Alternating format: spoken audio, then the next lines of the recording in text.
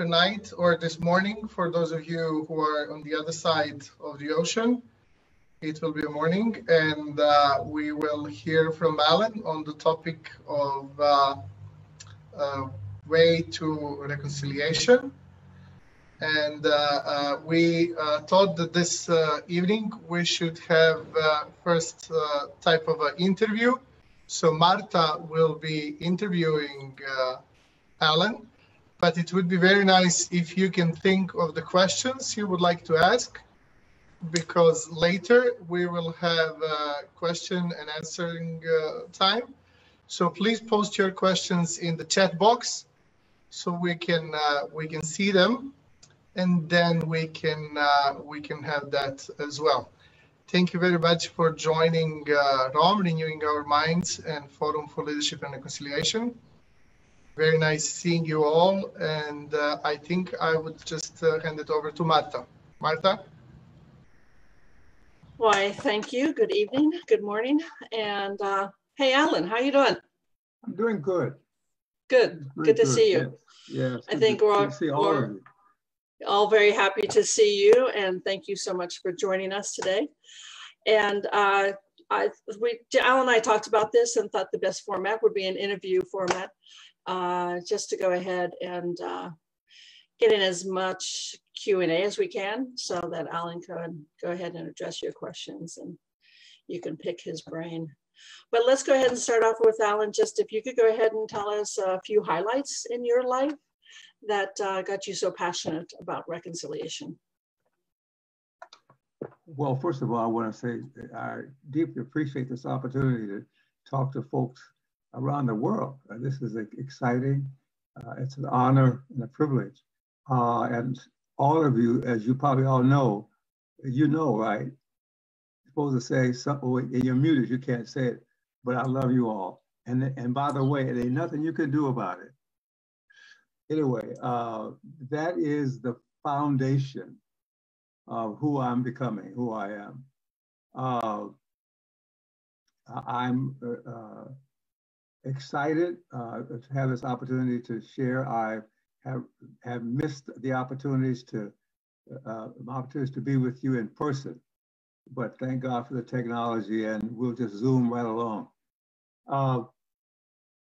There are a lot of things I could say. I've been on the planet 8 decades now, and I've learned some things. In fact, if I were to title my life, I'm thinking about approached about a book, and the title would be Through It All.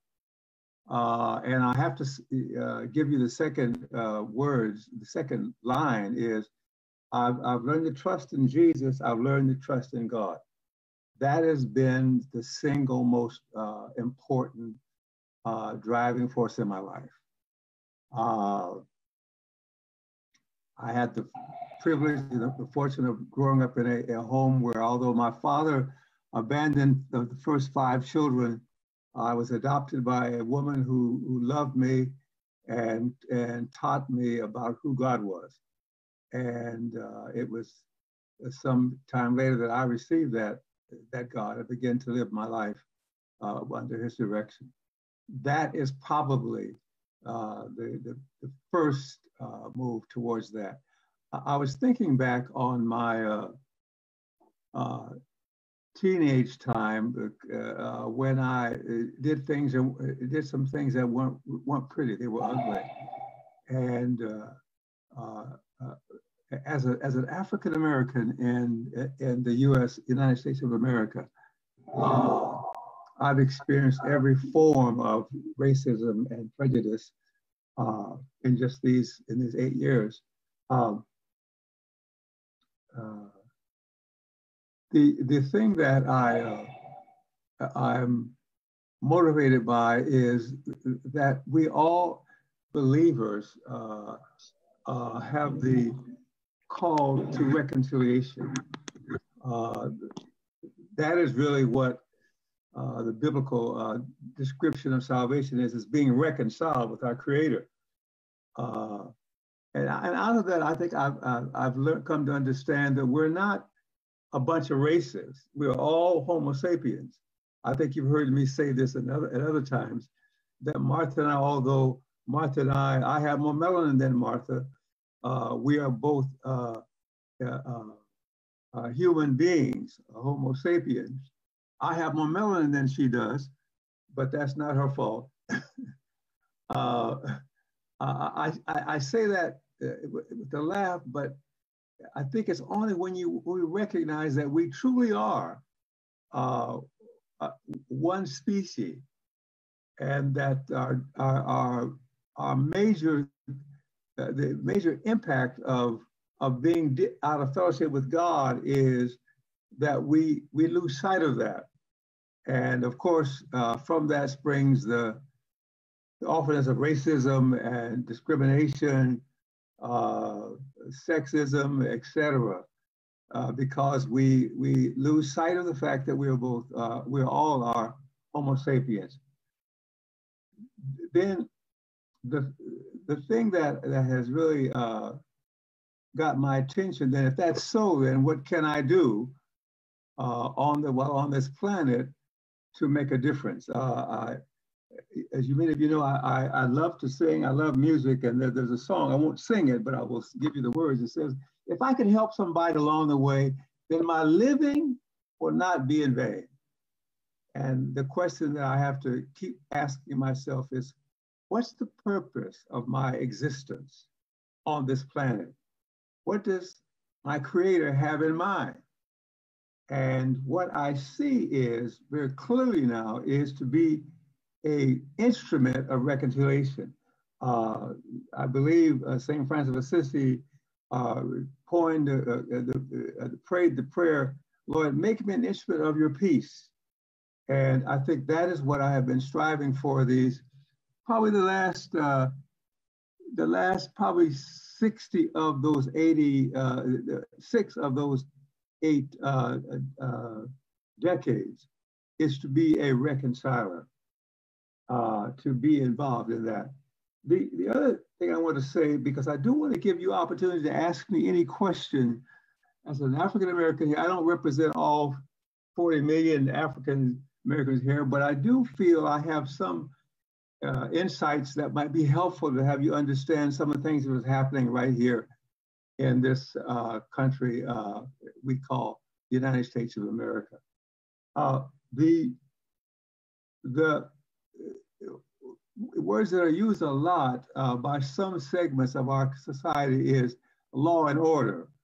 And of course, we all recognize that civilization has to have law and order, but they are limited if we don't have justice. Justice is the active, the action of love. Agape is different from phileo, the 3 names for love the Greeks gave. The phileo is brotherly love. It's everyone who looks like you or speaks the same language. It's perhaps easier to love them, to relate to them, to understand them. But the issue with that is that it has difficulty accepting other people who are different than they are. Then there is eros, which is the love of beauty. When we were talking earlier, people were talking about getting their hair fixed right, and we all are in touch with how we look, how we appear. And agape, eros, has that unfortunate, it loves what it thinks is lovely. So agape was a word that the Greeks didn't use much because it didn't describe many of them. But until Christ, till Jesus of Nazareth came, it was a word that was not used too much. But the early believers were called, the word became prominent and prevalent. Early chapters of Acts, you hear about those people who came from a Jewish background and those people who came from other backgrounds coming together in the church, and how that it was this discrimination and separation. It was only when they recognized that, no, we have the power to love beyond what we feel or think. In fact, so justice then is, Jesus defined it, I think, the best. He said, we should love our neighbors as we love ourselves. So justice is what has been missing here in the United States in many places. A definition, I think one of the founders of the United States coined these words, and he said that justice will not be served until those who are unaffected are as outraged as those who are. Let me just say that again. Justice will not be served until those who are unaffected are as outraged as those who are. And I think that probably is a good description of what's happening now in the United States. Is that finally, after Selma, you must understand you must ask the question, well, why? Why the protest? What's that about? Well, it's about 401 years of oppression, of the development of white privilege. I just use that word because what it means, what it describes is folks who enslaved. Africans came to the United States originally to help the British harvest tobacco. It was a boom crop. And the understanding was that they were to be indentured servants, and when they served their time, then they would be freed and given part of the land an opportunity to benefit. Well, what happened in reverse is that we were not given that. We were enslaved, and so we became the property of the slave owner. One notable illustration of this is the New York Life, a large insurance company, insured and I want to just make this distinction. We were not slaves. We were Africans who were enslaved. And what they did when they insured the enslaved ones is that when they died, the benefits went to the slave owners and not to the families of those who were enslaved. So that's just one example of many unjust. We were not treated equally. In fact, even to in our Constitution, some of those who wrote the Constitution themselves owned slaves. And so what we see in the United States is a dream. Martin Luther King said it much better than I can. He said that when we went in his speech, you might Google it, from Washington, he said that when we went to the Bank of Justice and wrote a check, it bounced because in the Bank of Justice, in the bank, there was no justice. And what we're seeing now is folks knocking again at that door, that Bank of Justice, requesting and demanding that we have justice, we have equality, and that has been earth-shaking, and it's been really, I think, brought to the forefront when that young man was brutally shot to death in the U.S. And we all saw it on TV. We all saw him being murdered, as it were.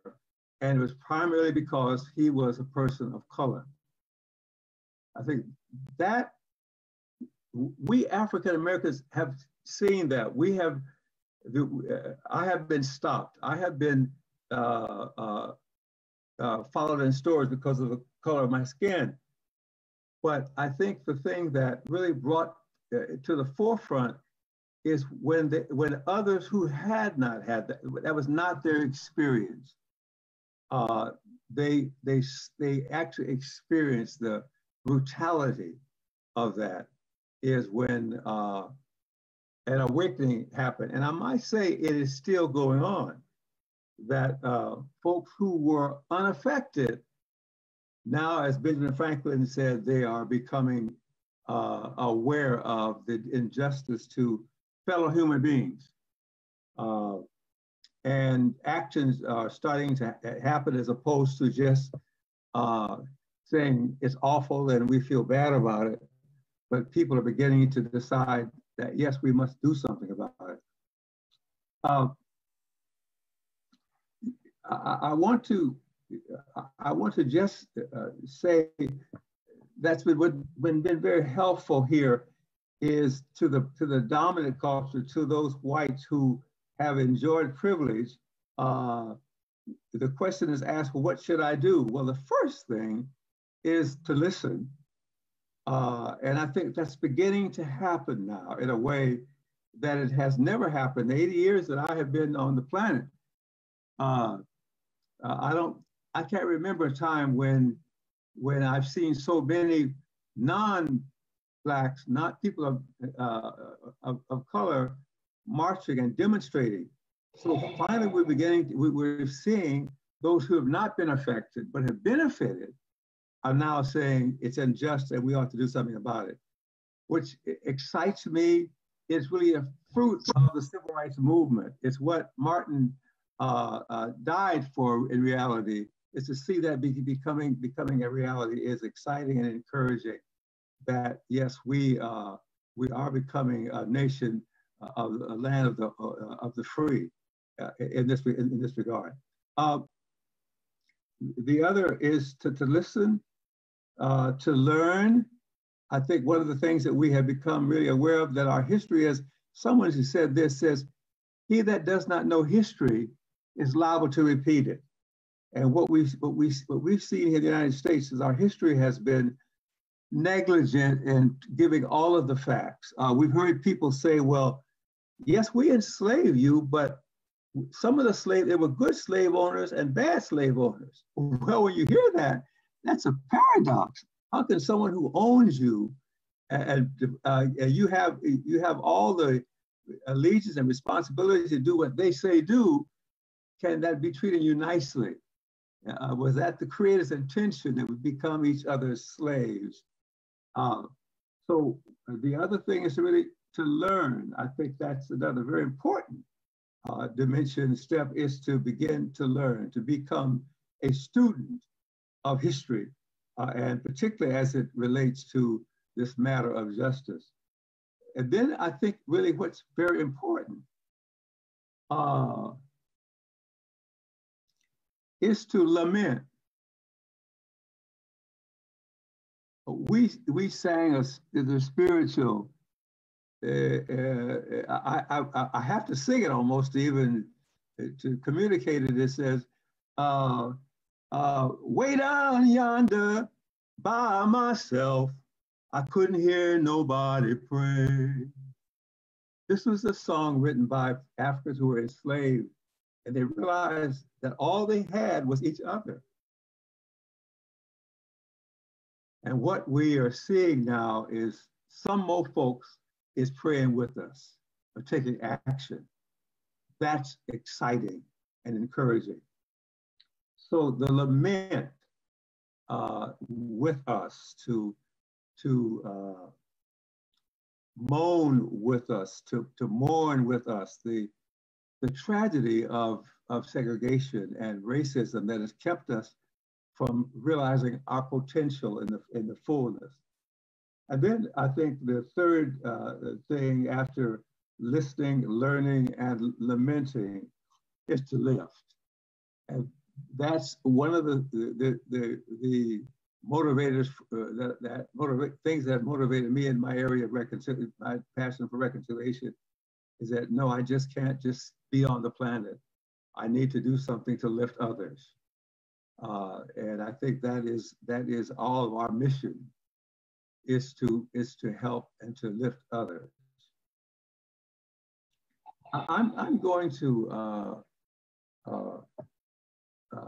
stop and go to Boyan, because there are many, obviously, 80 years out there, it's a lot. I think the danger is given you too much, but this is just the tip of the iceberg of this condition that has brought about this need for reconciliation. So I'd like to just maybe stop my talk and hear from you. Questions directed at any particular area that you want to talk about around reconciliation and some of the things that I have learned through my years and time being a victim and hopefully being a answer, a response to the lack of justice. Alan, thank you. And maybe this might be a good time to open mics and just have that kind of dialogue. I know Alan likes that type of thing. I think most of us do. So instead of feeling like you have to type the question into the chat room, just feel free to have an open conversation, dialogue. So Alan, I do have a question because we sit here and are able to bask in your wisdom of all your years and experiences. But you know, how did you get into reconciliation? What was it, and at what age? Were you young?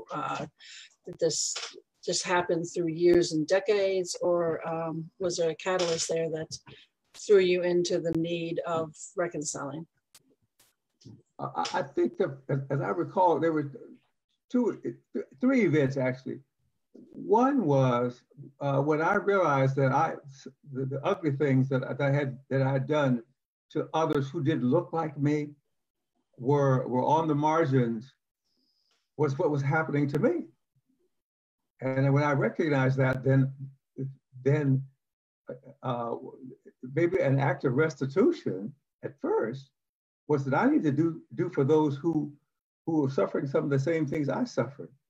The other was a conference in California, a world conference. It was high school students. I was 16, and Ralph Bunche, the former Secretary of State, and the man who was the first one to negotiate a treaty between Israel and Egypt. He spent time with me when he would speak, and then there was a big fireplace, a seal, a beautiful place. If you ever come to the U.S., you must go to Carmel. There's sand is white, there's cypress trees, and this big fireplace that we sat in front of. After he spoke, he'd come and sit and talk with us really for hours. We'd just be, cutting it up. And it so impacted me and impressed me that I took, there was something I could do. And I began totally following that, pursuing that. And the second event, I think, that really got me turned in the direction of reconciliation was I was, my senior year in high school, I was sent to a conference on racial prejudice. And I don't know if this is it's probably beyond some of you age, but Joan Baez was one of we're about the same age, the singer. And she and her sister were there, and it was my really first opportunity to be in a setting where there was many whites as blacks and Chinese and Japanese, and it was a powerful world experience that really caused me to see that we really were all Homo sapiens. And then I think the thing that really was the clincher was Jesus. That I think that has been he has been the energizer of my passion and my work and effort in the area of reconciliation.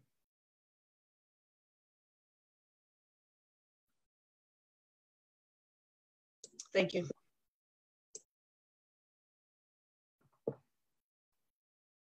Other questions?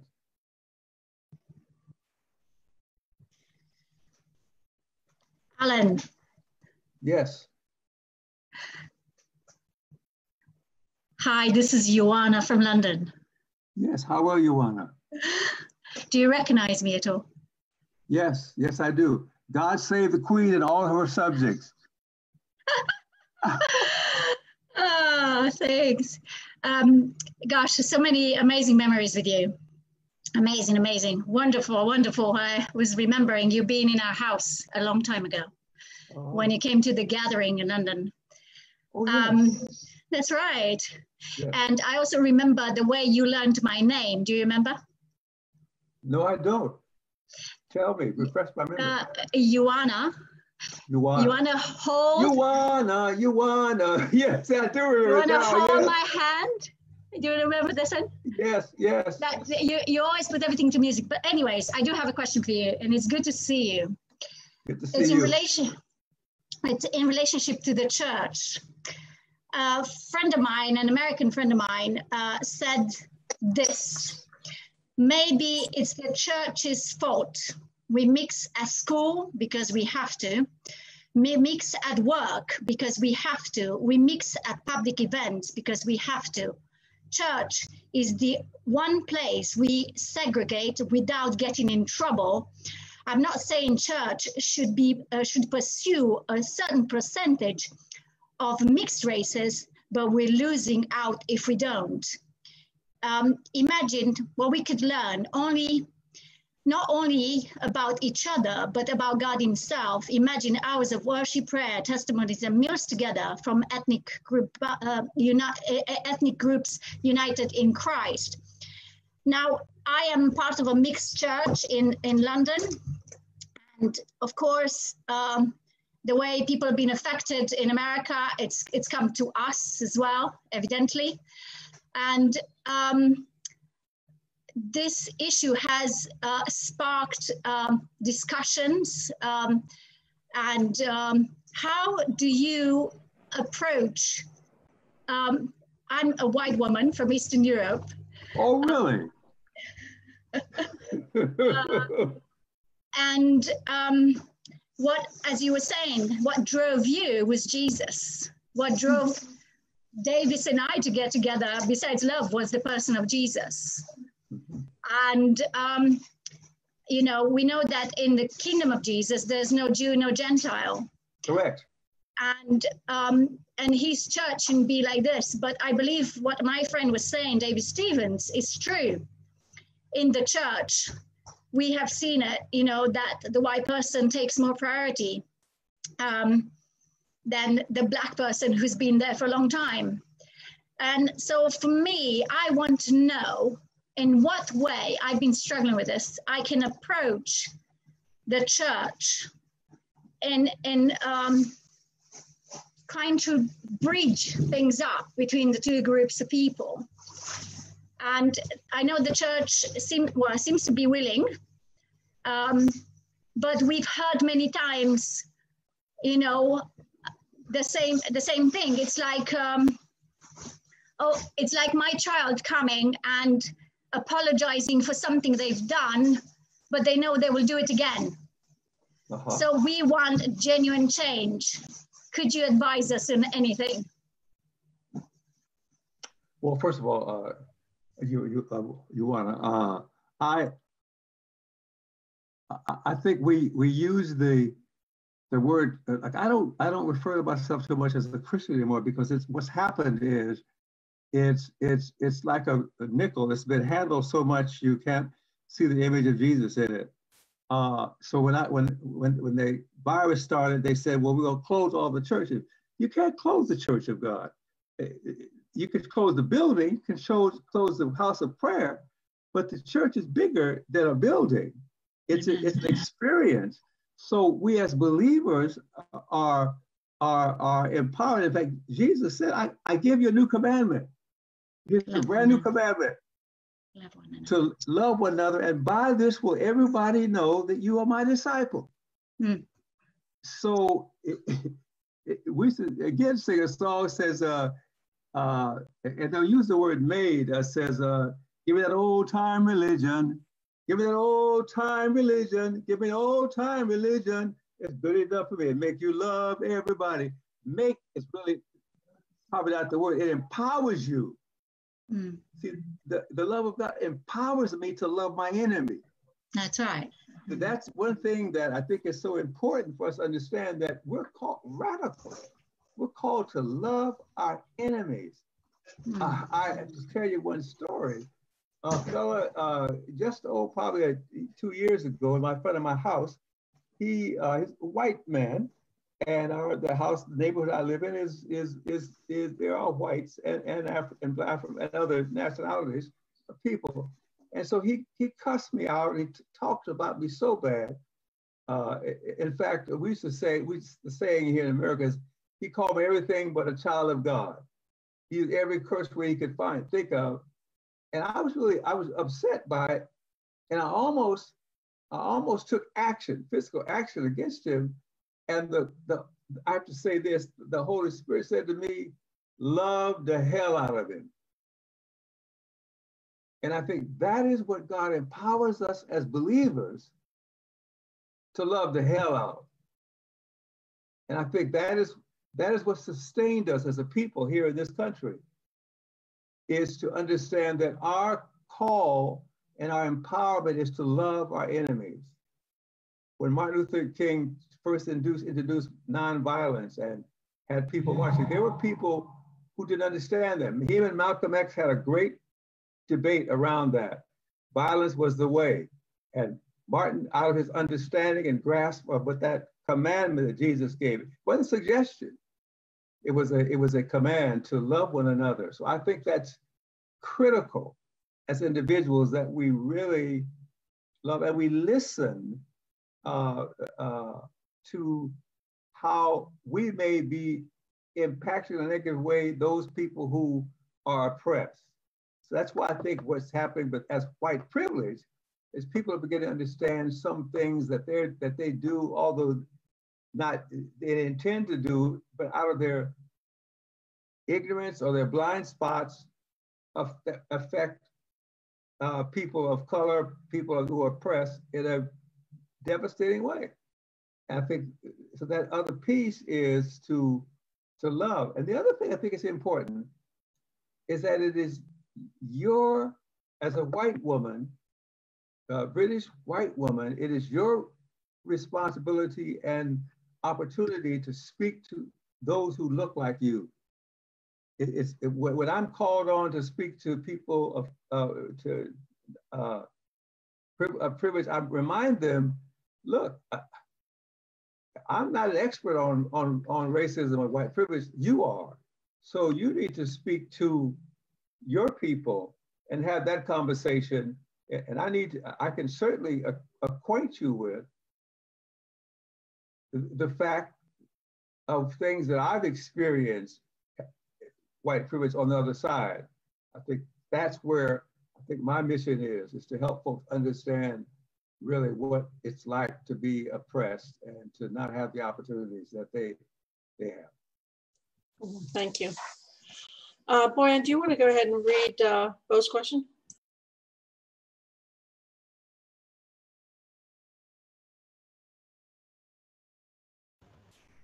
Yes.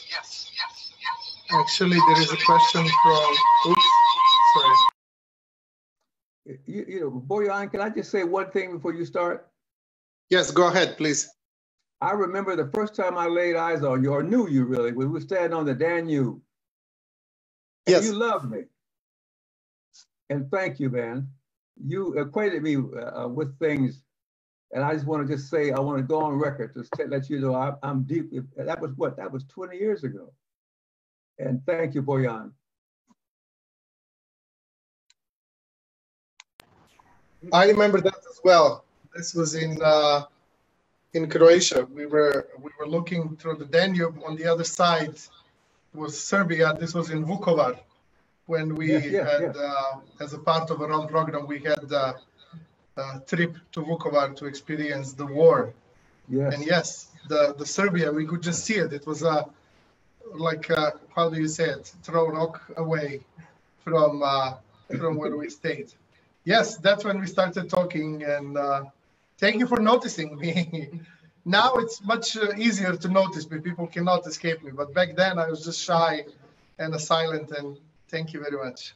Yeah. There is a question from Bo. let's, can I read that question to you, Alan? Oh, certainly. So Bo says, it seems like many of the protests turned very violent and destructive, resulting in loss of life and property. Do you think the leaders of BLM and Antifa are representing justice, or is there perhaps a better way? Yeah, what I think it's interesting because here in Seattle, you probably have seen in the paper the taking over of a certain 6 blocks here in Seattle. I think it's important to understand that in this protest, there are folks who will take advantage take the opportunity to voice their concerns, which are very different from the protests of folks who want to see justice happen, as opposed to people feel that they have other agenda items. So I think it's really important, and it's a distraction. In fact, in some of the cases, they don't show that maybe as much, is those who are protesting because of injustice will oftentimes corral those and say, no, you're not a part of this. This is not, that's not where we are. And I think one illustration of this is when Martin Luther King was preparing, all the people that were involved in the SCLC, which was the organization that Martin Luther King organized, one night he was training them in nonviolence. Now, the nonviolence meant that if somebody slapped you, you didn't slap them back. Well, that was unheard of. And so he was training them about this, and a white man walked in. He was in the part of the group. There were whites and blacks being trained. And he stepped out of the crowd and knocked Martin on his behind. And the folks saw him do that. Listen, you haven't seen guys wanted to take him apart, and Martin stopped them. He said, no, that's not our the way we're going to do here. Under no circumstances are you to give back evil for evil. And the result, he gave his life for that. He gave his life. He went on to California and not stayed in Memphis because garbage men were being ill-treated and underpaid. He stayed that night, and that next morning he was shot and accused, killed, because his understanding was, his commitment was nonviolence, that no, we won't return evil for evil.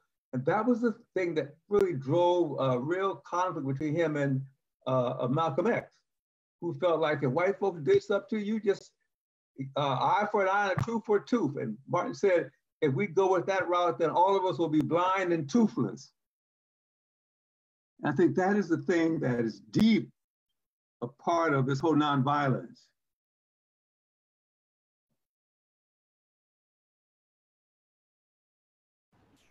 Thank you very much. I hope, Bo, you are satisfied with the answer. Actually, just to mention it very shortly, Samuel and I had the privilege to go in 2011, actually, to Atlanta in Georgia, and they have just reopened the church, which they turned into a museum of Martin Luther King Jr., and just marvelous things that you can see, and remarkable things, how he worked, how he, what he contributed, and actually there is even a grave. He is buried over there in that same place. Okay, we have another comments from our friends from Cornerstone in Uganda, and it says, we have to go through a subconscious cleansing that can only take place with Jesus. Prejudice or racial discrimination doesn't begin in the mind, it begins in our subconscious. Belton, thank you very much for authenticity in sharing your story. Greetings from Uganda. Thank you so very much. The next one is from Polylogos Association in Romania. And it says, along with being met by Jesus, what would you say it was the best thing that happened to you? That thing that makes you look back and still smile. Oh, man.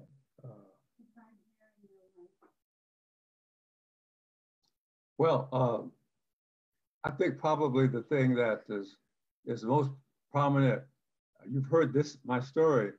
I met a woman.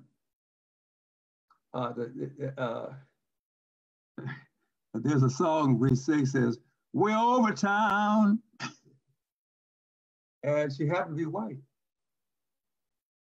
And when I went to her father to ask for her hand in marriage, he said, "No way." And he disowned her for 10 years.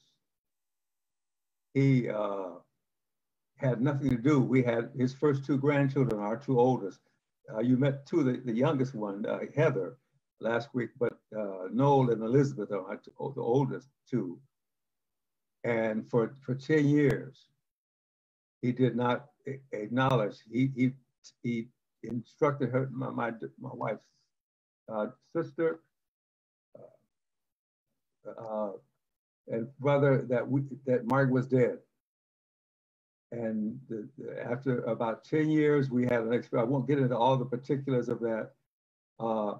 This is, I think, my first understanding of forgiveness. Is the Spirit spoke to me and said, "You need to ask your father to forgive you for the bitterness you held against him." I said in the conversation, I said, "What's the matter with you? Me forgive him? I didn't do nothing to him." He said, "Yeah, but you got bitterness in your heart, and that bitterness is going to kill you. Bitterness is like you eating poison and expecting the person you hate to die." So I, reluctantly at first, but then realizing that's the way, I called him and he asked his forgiveness and he was not receptive. But from that point on, God began to heal that relationship. And a thing that was when Elizabeth got married, I officiated the service. And so I couldn't walk my wife down the aisle because, of course, I was up in front as the minister, like I didn't get to your wedding. And so I was up in the front. And guess who walked Margaret down the aisle for y'all? Right, her dad.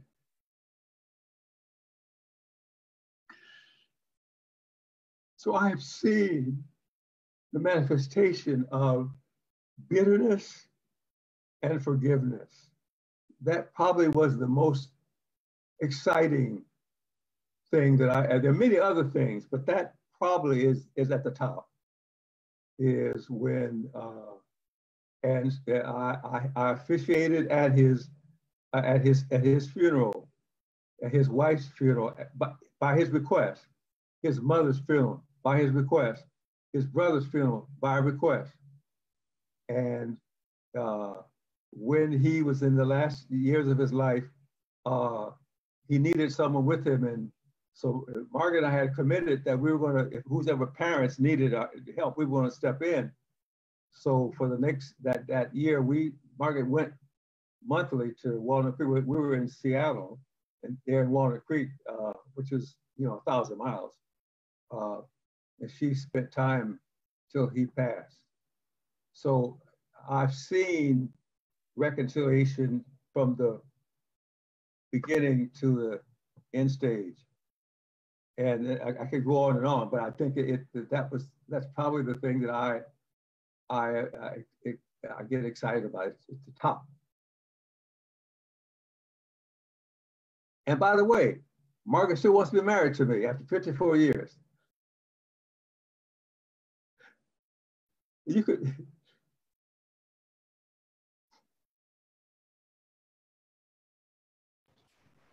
All right, we have another comment. It says, "Bitterness and forgiveness. We'll write a song about this. My brother Alan, I thought your story cannot make me cry again. This is from Camellia and Liviu to everyone. So we sure should expect another song from Liviu about this now. Hannah says, you mentioned briefly the need to lament and grieve the injustice that have happened. What part of the current racial issues are most grieving to you? Well, the loss of life. Floyd's death, I think, really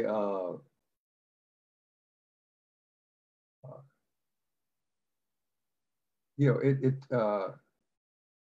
really, I think, brought to the forefront what's been happening for many years to people of color in the United States. And also, I think the thing that grieves me is to see law enforcement officers who are here to serve and to protect us are perpetrators of violence and destruction. And I think that's another piece that's happening now, is that we're recognizing, but what's happened with the police force is it's become militarized. So they're here to keep us in check, but that's not their primary role. And also the training. So the result is, for example, the young man who was shot to death there in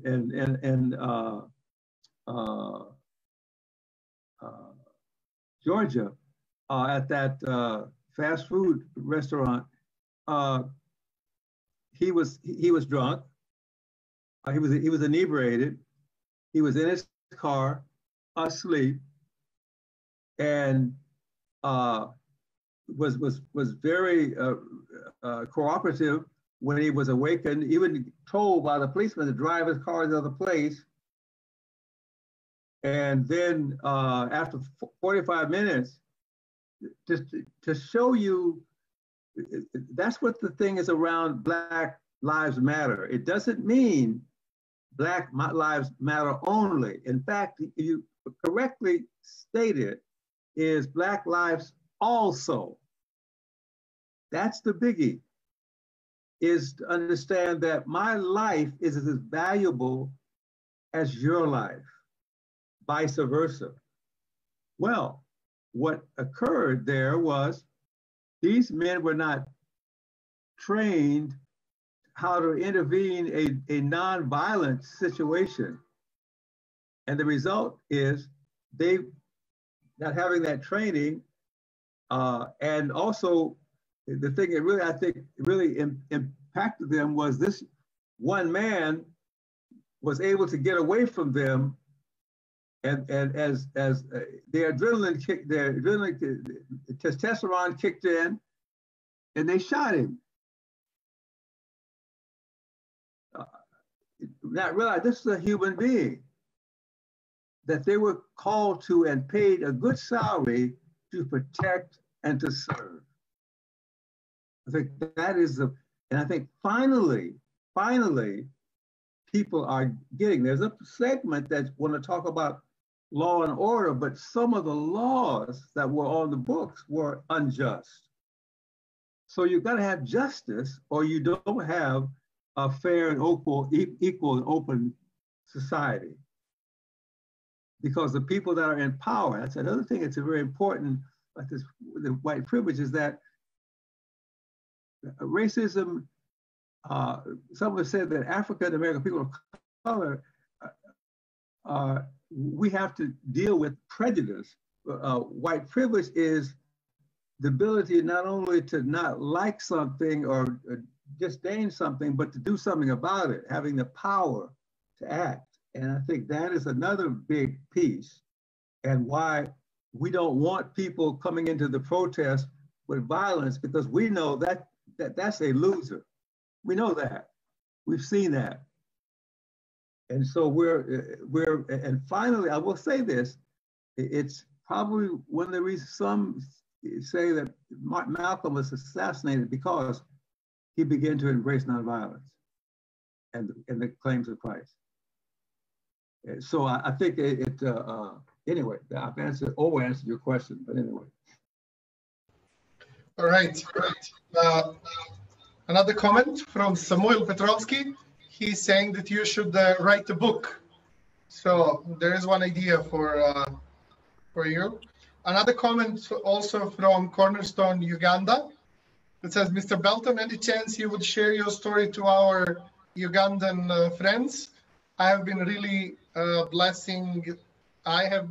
blessed, it should say, listening to you. So maybe we can put in touch Cornerstone Uganda with Marta, and then Marta can overtake communication and see with you what's up. Next question from Eva from Ireland. She says, hi, Alan. So good to listen to your experience. Thank you for sharing your story with your marriage. So very powerful and moving. I have a question about grief too.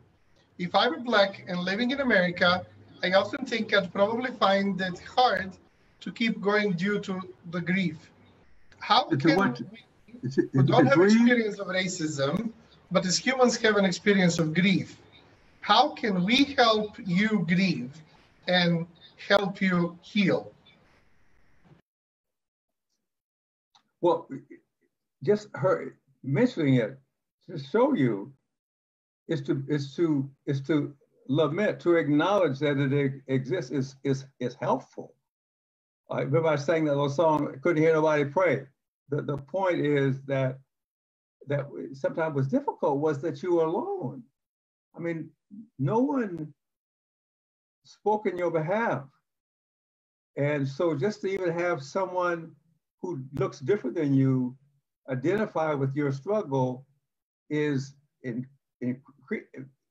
very important, encouraging, but also it shows that somebody's hearing, somebody's really listening and recognizing there's an injustice to another human being. I think that is I think vital. That it gives credit to my humanity from another human being. And the other thing I would say is to become a student of the injustice. And I want to say again, the forum over these 20 years of existence have been working, and I think I have to say this, I applaud the work of Ram and economic, because I think that's what it's about. It's exciting to see your generation. I kind of feel like, okay, well, maybe I can go ahead on. Boyan's got it, Rachel's got it. Oh yeah, I can pass it on. And I think that's another big important piece is to willing to step up and to be accountable. All right. Thank you very much. And I think one last question actually from Rachel. So Rachel, go ahead. Yeah, thank you so much, Alan. What really stood out to me was when you were talking about slavery, you used the word we, how you identify with your ancestors who were enslaved. Yes. It's really hard for a lot of us white people to say we enslaved Africans, to also use that we to identify. And how important is that in the reconciliation process, and how can we get to that point? Well, I think you hit it there right on the head. It's when you're privileged, you don't recognize it as privilege. You didn't decide to be white. I mean, your mom and dad, they're the ones. But with that comes certain privileges, so I think I think guilty is not good, because then you're trying to, I heard people say statements like, oh, listen, I don't see no color. I said, you must be blind. As black as I am, let me give you my glasses. what they're trying to do is kind of put some salve over that feeling of feeling guilty because they were privileged. But the question I say to the privilege is, we have to say to the vernacular, what you gonna do with your privilege? What you gonna do with your privilege? And then we see others rise to the occasion, their privilege, and begin to, those people marching. Yeah, we got this pandemic, this virus over here. When you think about people forgot about that, up close and breathe on one another, and talking loud because of they're being driven. They see a evil that can threaten the existence of society, and we got to do something. We can't sit still any longer and intellectualize this thing. We must do something about it. And I think that is what is vital. And I want to thank you and your husband for stepping up. You could do Rachel and these young people have skills that could be doing other things, but they have committed their life to being a vessel that God can use to bring about reconciliation. And that's what it takes. It takes individual. Yeah, we can talk about societal change, but it's where the individual, where it's got to start. Thank you. And don't stop. Thank you very much. We certainly will not stop, even though this is our last Zoom for this, if I may call it a season. Thank you very much for being part either of this one, those of you who are live here with us, or watching it via Facebook, or watching recording, for those of you who joined us in the last couple of months, several Zoom events. We certainly will not stop. We will continue on. There will be some things happening during the summer, especially here in the region, in the Balkans. So please stay tuned to our website and our Facebook page, so you can know what's happening, maybe even in the country where you live. We hope and we pray that the borders will open more freely, so that we can see each other person to person, which is much more enjoyable, obviously, than just this. But as Alan said at the beginning, thanks God for this technology, so we can be united, we can talk together even from the other side of the American continent or African continent, and all of us here in Europe.